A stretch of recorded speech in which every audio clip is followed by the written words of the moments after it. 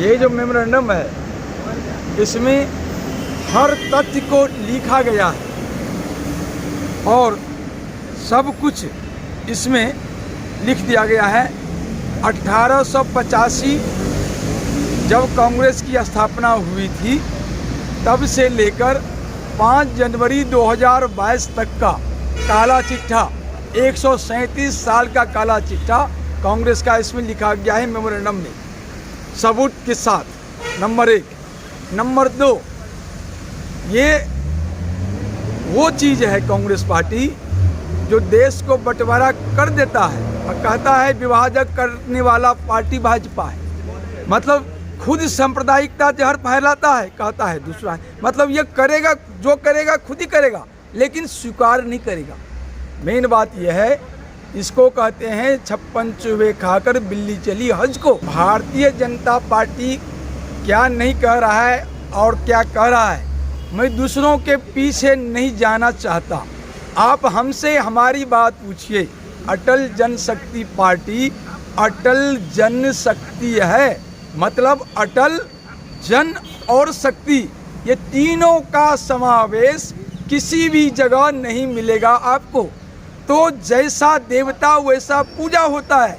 हमारी अटल जनशक्ति पार्टी की शक्ति और सामर्थ्य एक अलग प्रकार से प्रकृति ने भारत को भारत बनाने के लिए निर्धारित करके आज 2022 में इसको देश को बचाने के लिए अग्रसारित किया है।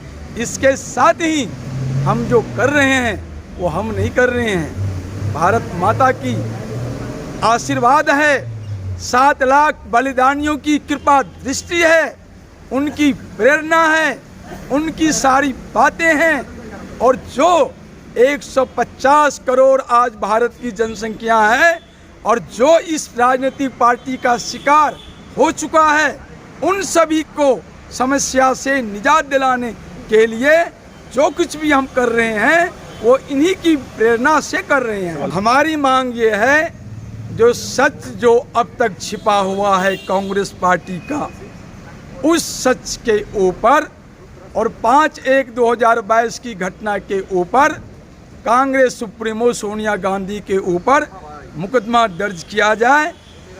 पंजाब के मुख्यमंत्री चन्नी के ऊपर मुकदमा दर्ज किया जाए। पंजाब सरकार को बर्खास्त किया जाए। राष्ट्रपति शासन लागू करके पंजाब की चुनाव कराए जाएं। सोनिया के ऊपर मुकदमा दर्ज करके उनको गिरफ्तार किया जाए। राजीव गांधी मर्डर केस को फिर से जांच किया जाए और इंदिरा गांधी मर्डर केस की फिर से जांच किया जाए और दोनों के केंद्र में सोनिया को शामिल करके इसकी फिर से इस केस को रीओपन करके आगे कार्रवाई किया जाए। सोनिया गांधी ने माफ नहीं किया, सौदा किया है। क्योंकि नीलम जो अपराधी थी वो सोनिया का प्रायोजित किया हुआ था, वो भी कैथोलिक ये भी कैथोलिक, और दोनों की मिलीभगत थी। तो इसने इसको पावर का इस्तेमाल करके माफ नहीं किया, सौदा किया। अगर वो माफ नहीं करता तो वो आके भेद खोलता। और आज भी हम दावा के साथ कर रहे हैं, मैं सुप्रीम कोर्ट को सबको लिख के दे आया हूँ, ये सामने है, और रीओपन कराऊंगा इस केस को। Indira Gandhi murder case, Rajiv Gandhi murder case, उसके बाद वाड्रा परिवार का murder case, Pilot murder case, Madhav Scindia murder case, इस सब को रीओपन कराऊंगा मैं। और इसका जो अपराधी है वो एक ही व्यक्ति उसके जड़ में है, सोनिया गांधी। मांगे पूरी नहीं होगी तो कोर्ट कचहरी का रास्ता खुला हुआ है, सड़क से संसद तक लड़ाई का रास्ता खुला हुआ है। इसके साथ ही जिस रास्ते से सरकार में ये राजनीतिक दल बैठे हुए हैं, अटल जनशक्ति पार्टी उसी रास्ते से खुद सरकार में जाएगा और सारे फाइल को रीओपन करके और दोषी को उसका मुकाम तक पहुंचाएगा। से हमारा अटल जनशक्ति पार्टी का लक्ष्य है और आपके सामने बता रहा हूं। ऐसा है, मैं किसी इंटेलिजेंस ब्यूरो में नहीं जाना चाहता। मैं एक चीज़ जानना चाहता हूं, कांग्रेस के चाल चरित्र और चिंतन।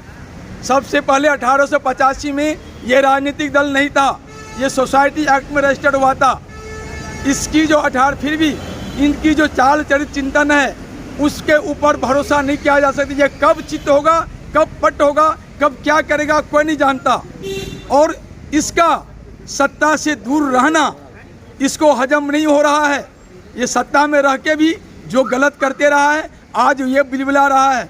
तो सत्ता में कैसे जाएं, देश को कैसे जलाएं, हिंदुओं को कैसे बर्बाद करें, सिखों को कैसे बर्बाद करें, बौद्धों को कैसे बर्बाद करें, जैनियों को कैसे बर्बाद करें, और संपूर्ण सनातन धर्म, सभ्यता और संस्कृति को कैसे बर्बाद करें, इसके लिए ये बिलबिला रहा है। लेकिन अब एक अटल जनशक्ति पार्टी पुरुषार्थ करने के लिए परमात्मा ने, प्रकृति ने इस देश में दे दिया है, आविर्भाव कर दिया है। और अटल जनशक्ति पार्टी इसके साथ देश को, तकदीर को, भारत को बदलेगा।